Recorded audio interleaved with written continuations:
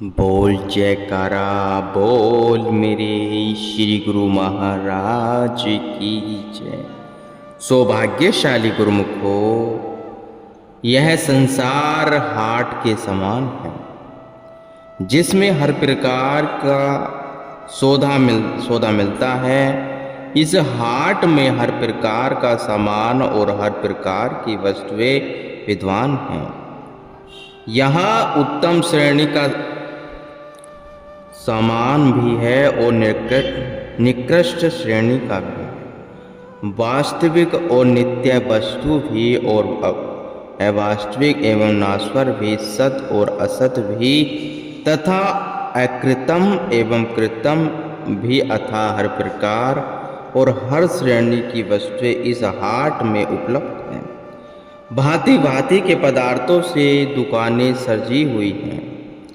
ग्राहक आ जा रहे हैं और अपनी अपनी रुचि की वस्तुएं क्रय कर ले जा रहे हैं। जिसे जो वस्तु रुचिकर प्रतीत होती है उसी के अनुसार मूल्य चुकाकर वह उसे क्रय कर रहा है।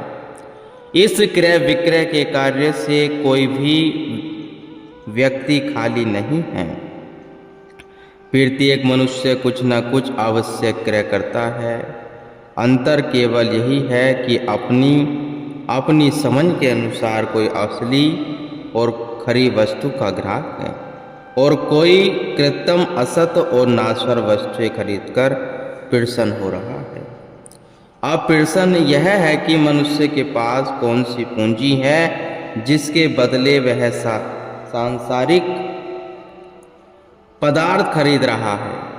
सांसारिक दृष्टि से तो मनुष्य के पास धन संपत्ति रुपया पैसा जिसके बदले सांसारिक पदार्थ खरीद कर सकता है, परंतु परमार्थिक दृष्टिकोण से मनुष्य के पास जो पूंजी है वह तन मन अथवा श्वासों की पूंजी है। यह पूंजी अत्यंत मूल्यवान है।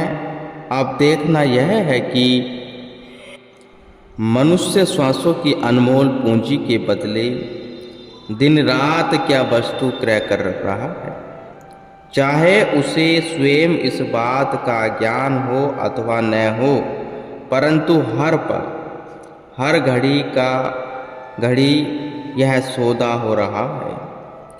वास्तविक एवं सत्य वस्तु कौन सी है और असत वस्तु कौन सी है, इस विषय में विचार करने से ज्ञात होता है कि जगत के पदार्थ धन संपत्ति मान बढ़ाई कुटुंब परिवार तथा शारीरिक एवं ऐन्द्रिक सुख भोग ये सब चूंकि अनित्य और अस्थायी है, पल पल और घड़ी घड़ी इनमें परिवर्तन होता रहता है। इसलिए संतों ने इसे नकली एवं सिद्ध कहा है, क्योंकि इन सब वस्तुओं की प्रत्यभूति गारंटी कुछ नहीं है। मालिक का नाम और भक्ति ऐसी वस्तु हैं जिनमें न कभी परिवर्तन होता है और न ही कभी क्षय होता है। इसलिए ये सच्ची और खरी वस्तुएं हैं और जो गुरुमुख इनका क्रय करते हैं उनका सौदा ही खरा सौदा है। इस सौदे में किसी प्रकार की हानि की संभावना नहीं है। प्रत्येक प्राणी हर समय हर पल चलता फिरता उठता बैठता सोता जागता कोई न कोई कर्म कर रहा है।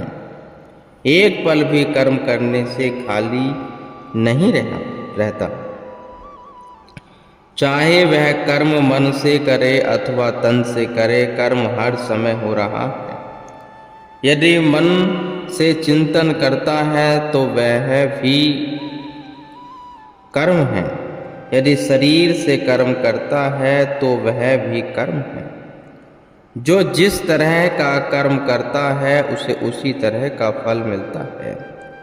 प्रतिदिन के कर्मों के अनुसार ही मनुष्य का प्राध्याय बनता है और वह स्वयं भी उसी सांचे में ढलता जाता है। यह जीव के सच्चे कर्मों का फल है जो इसे मनुष्य जन्म मिल गया है। यह कर्म करने में स्वतंत्र है, परंतु यह निश्चित कि हर एक कर्म का फल अलग अलग होता है। अतः सोच विचार कर देखना चाहिए कि कर्म कौन सा किए जाए जिससे लोक परलोक संवर जाए। यह सत्य है कि अपने किए हुए कर्मों का फल स्वयं भुगतना पड़ता है। संत पलटूदास जी भी इस बात का अनुमोदन करते हुए वर्णन करते हैं। अपनी अपनी करनी अपने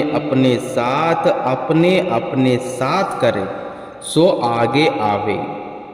बाप के करने बाप पूत के पूते पापे।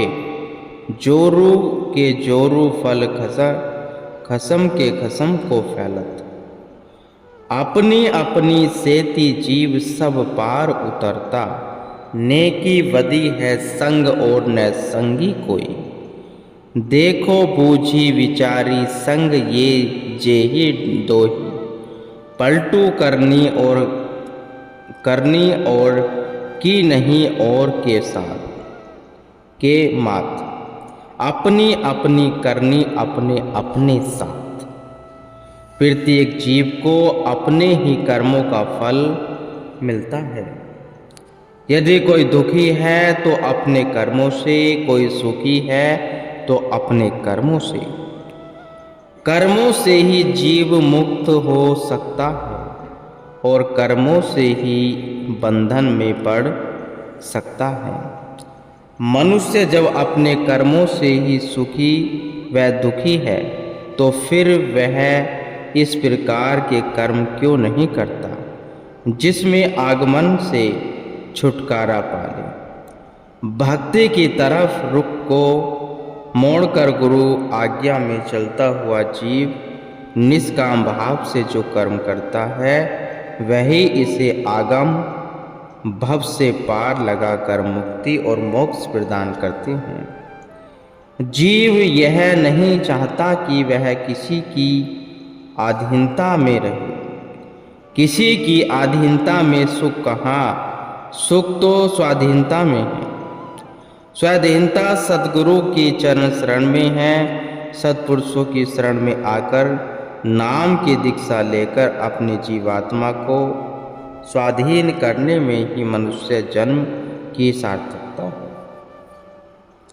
यदि कोई अतिथि किसी धर्मशाला में आकर ठहरे और मिथ्या भ्रांति में पड़कर उसे अपना घर समझ बैठे, उस पर अधिकार करना चाहे तो अंत में उसे वहां से अपमानित होकर निकलना पड़ेगा।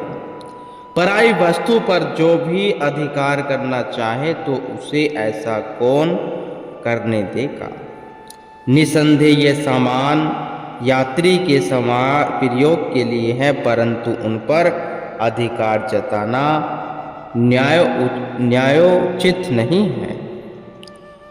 यह संसार भी एक धर्मशाला के सदस्य है। यहाँ सब कुछ परिवर्तनशील। फकीरों ने कहा है यह दुनिया सराय फानी है, न इसमें दिल लगा बाबा।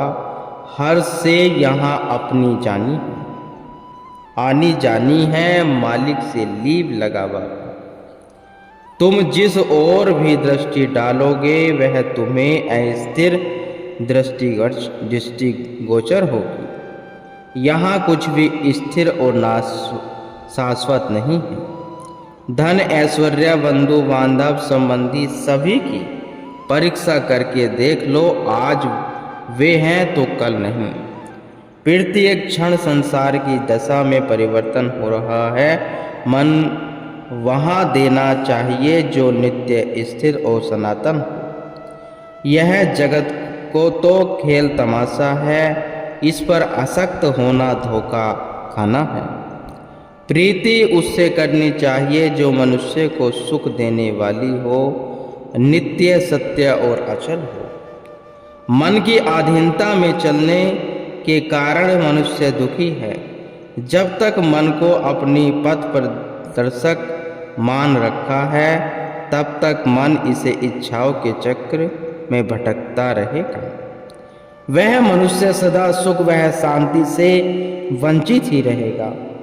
आश्चर्य की बात है कि मन के धोखे में फंसा जीव मन से मुक्त होने का प्रयत्न करता है।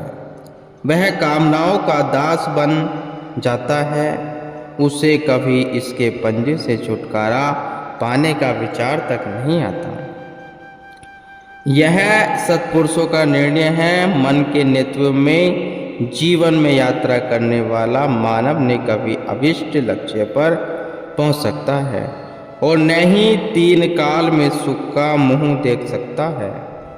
गुरुमुखों के मन में भी कामना कार्य करती है, परंतु वह झूठे और अनित्य पदार्थ को पाने की नहीं, अपितु सच्चे मालिक को पाने की होती है। उनकी समस्त कार्यवाही इसी हेतु हुआ करती है। सत्पुरुषों के नेतृत्व में जिसने मालिक की ओर मुख किया, उसके भाग्य में सुख शांति की संपदा सहज ही आ जाती है। जिस व्यक्ति को लक्ष्य सिद्धि का हर समय विचार रहता है, वह सदा संसार में सफल रहता है, चाहे उसका लक्ष्य ध्येय किसी प्रकार का हो, क्योंकि वह हर पल उसे पूर्ण करने में लगा रहता है। इसलिए वह अपने उद्देश्य को प्राप्त कर लेता है। मनुष्य तो क्या, पशु भी अपनी अपनी बुद्धि के अनुसार जो लक्ष्य अपने समक्ष रख लेते हैं और उसी की पूर्ति में तत्पर रहती हैं, तो उन्हें भी सफलता मिल जाती है। आपने प्राय देखा होगा, जब खेतों में अनाज होता है तो क्षुद्र कृमि कीट पतंगे में अनाज के दानों को ले जाने में लग रहते हैं। एक दाने को बिल में पहुंचाकर दूसरा दाना लाने को चल पड़ते हैं। दूसरे के बाद तीसरे को और तीसरे के बाद चौथे को लाने की चिंता करते हैं। यह नहीं है कुछ दाने बिल में एकत्र कर लेने पर आराम से बैठ जाएं। नहीं, उन्हें तो हर घड़ी यही धुन लगी रहती है कि अनाज के दिनों में ही जितना भी हो सके अधिक से अधिक अनाज संचित कर ले। जैसे एक नन्हे से कीड़े का उदाहरण दिया गया है, यही दशा सब पशु पक्षियों की है। वे सब अपने ध्येय की पूर्ति में संलग्न हैं। इसी प्रकार जिस मनुष्य ने जो भी लक्ष्य बनाया होता है और जिसे उसकी पूर्ति का हर पल ध्यान रहता है, वह अपने उद्देश्य में अवश्य सफल हो जाता है। गुरुमुख।